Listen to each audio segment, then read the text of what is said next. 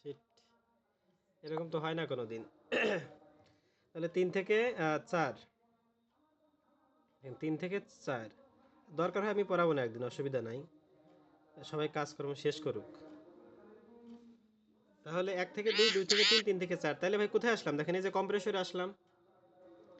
এরপরে কম্বাসন চেম্বারটা কিভাবে যায় দেখেন তো, মানে টিএস ডায়াগ্রামে,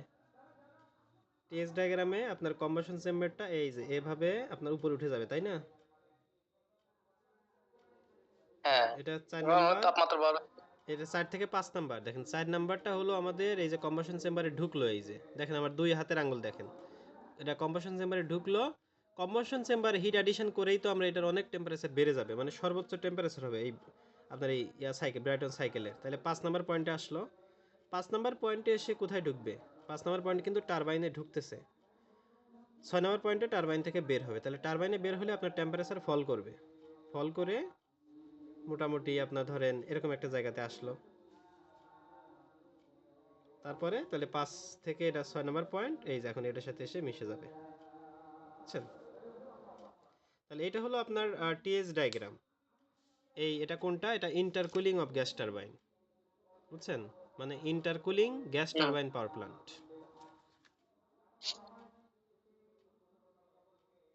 বুঝছেন? ভাই এটা বুঝছি। আর পিভি ডায়াগ্রামটা তাহলে কিরকম হবে দেখেন, 1 থেকে 2 কম্প্রেসর, তাহলে এটা এই যে ছোট করে এই যে এটার মতোই হবে, তাই না? এই যে পিটাই এভাবে উঠে যাবে, এরপরে প্রেশারটা কনস্ট্যান্ট থাকবে। দেখেন এই যে শুরুতে আপনার এইভাবে উঠে যাবে 1 থেকে 2, 1 থেকে 2, তাহলে এটা আপনার কম্প্রেসরে ঢুকলো, কম্প্রেসর থেকে বের হলো।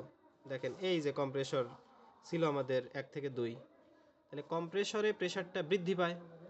তারপরে ইন্টারকুলারে আসবে, ইন্টারকুলার থেকে বের হবে, তাহলে প্রেশারটা কনস্ট্যান্ট থাকবে না? তাহলে প্রেশারটা কনস্ট্যান্ট থাকলে আপনার এইভাবে চলে আসবে, তাহলে 2 থেকে 3। এবং এখানে ভলিউমটাও কমে যাবে, যেহেতু ঠান্ডা করা হচ্ছে আপনার ভলিউম কিছুটা 2 নাম্বার পয়েন্ট থেকে 3 নাম্বার পয়েন্টে কমে গেল, এই যে ভলিউমটা এদিকে আসে। তারপরে 3 নাম্বার পয়েন্টটা আরেকটা কম্প্রেসরে ঢুকবে, 4 নাম্বার পয়েন্টে বের হবে, তাহলে এটা আবার এই যে প্রেশারটা এভাবে বেড়ে যাবে, তাহলে 3 থেকে 4। তারপরে কম্বাসন চেম্বারে কোথায়? কম্বাসন চেম্বারে ঢুকবে। যখন কম্বাসন চেম্বারে ঢোকে তখন কি হয় ভাই, প্রেশারটা কেমন হয় বলেন তো? এই কম্বাসন চেম্বারে প্রেসার ঢুকবে, কনস্ট্যান্ট থাকে। কম্বাসন থেকে কম্বাসন চেম্বার থেকে বের হবে। দেখেন এই যে উপরে যা থাকবে আপনার কম্বাসন চেম্বার থাকুক, বা এই যে এখানে রিহিটার ছিল রিহিটার থাকুক, বা নিচে আপনার ইন্টারকুলার থাকুক, সবগুলোতে প্রেসার কনস্ট্যান্ট, সবগুলোতে প্রেসার কনস্ট্যান্ট, তাহলে এখানে প্রেসার কনস্ট্যান্ট থাকবে। তাহলে 4 থেকে আপনার এই যে 5 নম্বরে চলে আসলো, এখানে এসে টারবাইনে ঢুকবে, 5 নম্বরে আসলো কম্বাসন চেম্বার থেকে বের হয়ে, এই যে এখানে আসলো। এখন টারবাইনে ঢুকবে, টারবাইন থেকে বের হবে। তো টারবাইন থেকে বের হলে আপনার প্রেসারটা ফল করবে টেম্পারেচারের পাশাপাশি, তাহলে এটা এই যে এইভাবে এসে আপনার এই যে 6 নাম্বার পয়েন্ট এখানে এসে যে মিলে যাবে, বুঝছেন? তাহলে এটা হলো এবার আপনার, ঠিক আছে। হ্যাঁ এটা হলো আপনার পিভি ডায়াগ্রাম। এবার মনোযোগ দিছিলাম ভাই ভালো করে। একটু মানে ঝামেলা, তো মনোযোগ না দিলেই দেখেন মানে অন্যরকম হয়ে যায়। তাহলে এটা হচ্ছে আপনার ইন্টারকুলিং গ্যাস টারবাইন পাওয়ার প্ল্যান্টের পিভি ডায়াগ্রাম, এটা টিএস ডায়াগ্রাম। তো এটা একটু সময় নিয়ে আর কি প্র্যাকটিস করবেন, বুঝছেন? তাহলে দেখেন আমরা কি কি পড়লাম। 1 নম্বরে পড়লাম হলো অটো সাইকেলের পিভিটিএস, 2 নম্বরে হলো ডিজেল সাইকেলের পিভিটিএস, 3 নম্বরে পড়ছিলাম আমরা র্যানকিন সাইকেল, 4 নম্বরে ব্রাইটন সাইকেল, তারপরে 5 নম্বরে পড়লাম কার্নট সাইকেল।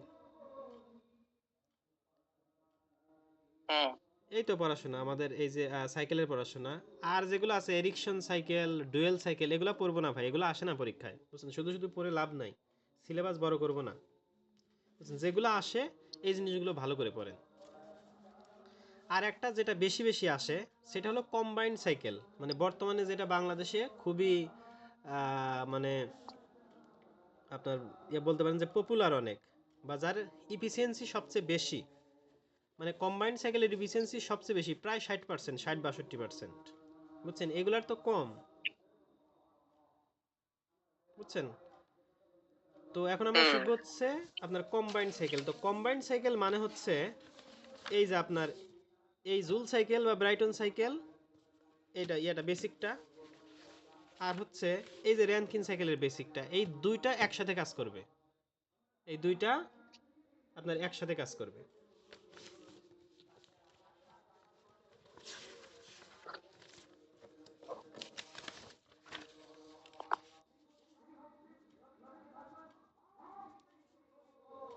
ভাই তাহলে ভিডিও শেষ হয়ে গেলে আবার ঢুকেন, কারণ আমার আজকে আছে, আরো কিছু পড়ানোর আছে। এই যে থার্মোডাইনামিক্সের আরো দুইটা টপিক আমি ধরে রাখছি। একটা হলো বাতাসের পরিমাণ নির্ণয় করব আমরা, এগুলো আসে পরীক্ষায়। একটা হলো সাইকোমেট্রিতে আমরা কিছু শিখবো আজকে, বুঝছেন? এই দুইটা কম্বাইন্ড সাইকেল পাওয়ার প্ল্যান্ট, তাই তো? Combined cycle power plant.